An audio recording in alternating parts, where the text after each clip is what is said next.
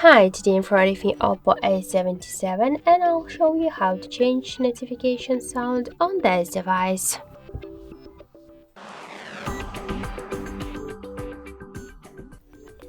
So let's open first the settings and scroll down to the sounds and vibration. You will see here notification sound section, tap on it.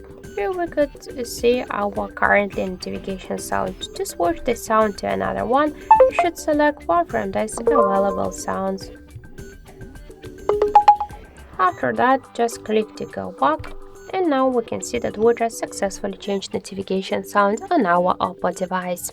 So that's it, thank you for watching, and if you find this video helpful, leave like, comment and subscribe our channel.